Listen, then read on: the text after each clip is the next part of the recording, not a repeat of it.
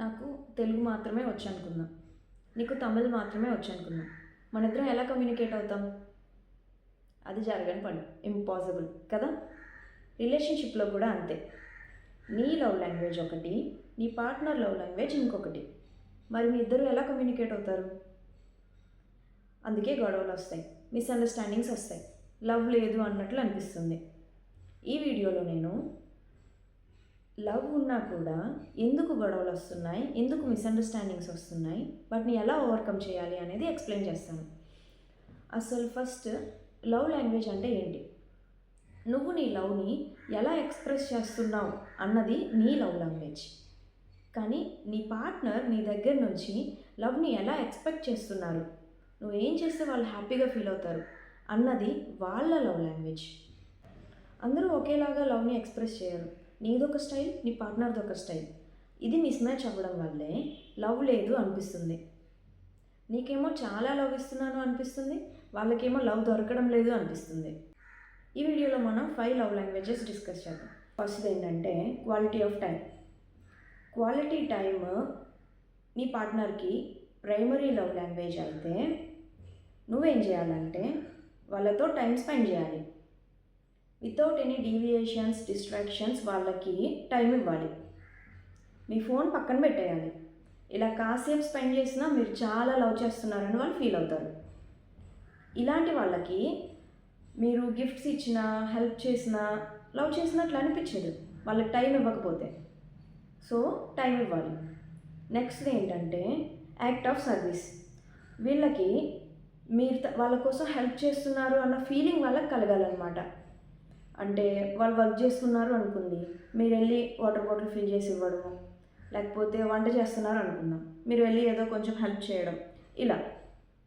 So నా కోసం వీళ్ళు హెల్ప్ చేశారు అన్న ఫీలింగ్ వాళ్ళకి వస్తే వాళ్ళు చాలా హ్యాపీగా ఫీల్ అవుతారు.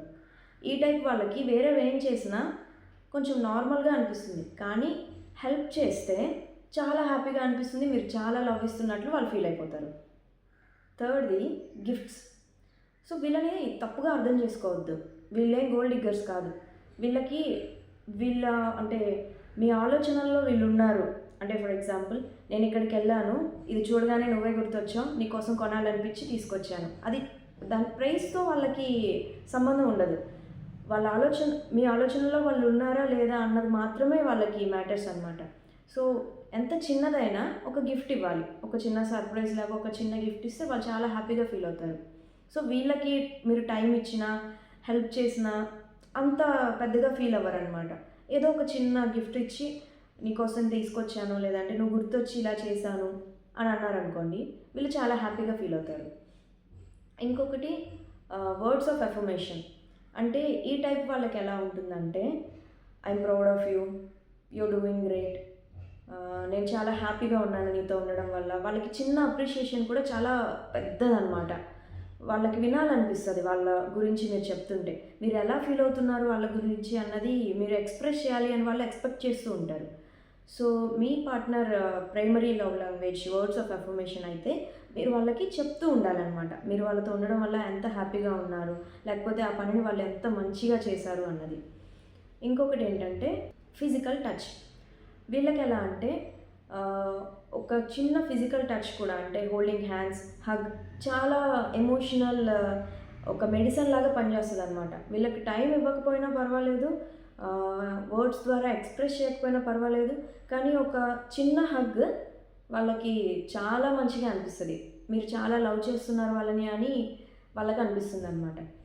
సో రిలేషన్షిప్ స్ట్రాంగ్ అవ్వాలి అని అంటే మీరు ఏం చేయాలి అని అంటే, ఫస్ట్ మీ లవ్ లాంగ్వేజ్ ఏంటి ఆలోచించండి, మీ పార్ట్నర్ లవ్ లాంగ్వేజ్ ఏంటి అన్నది ఐడెంటిఫై చేయండి. వాళ్ళ వేలో మీరు లవ్ని ఎక్స్ప్రెస్ చేయడానికి ట్రై చేయాలి. అప్పుడే మ్యాజిక్ స్టార్ట్ అవుతుంది. ఇక్కడ యాక్చువల్ ప్రాబ్లం లవ్ లేకపోవడం కాదు, మీరు ఒక విధంగా ఎక్స్ప్రెస్ చేస్తున్నారు, వాళ్ళు ఇంకొక విధంగా ఎక్స్పెక్ట్ చేస్తున్నారు. సో అది మ్యాచ్ అవ్వడం లేదు. అందుకే ఇద్దరు అనుకుంటారు I'm giving so much but receiving nothing అని. సో రిలేషన్షిప్ స్ట్రాంగ్ అవ్వాలి అని అంటే నీ పార్ట్నర్ లవ్ లాంగ్వేజ్ ఏంటి అన్నది ఐడెంటిఫై చేసి ఆ వేలో మీరు ఎక్స్ప్రెస్ చేయడం స్టార్ట్ చేయాలి. Because love is not about how you show it, it's about how they feel it.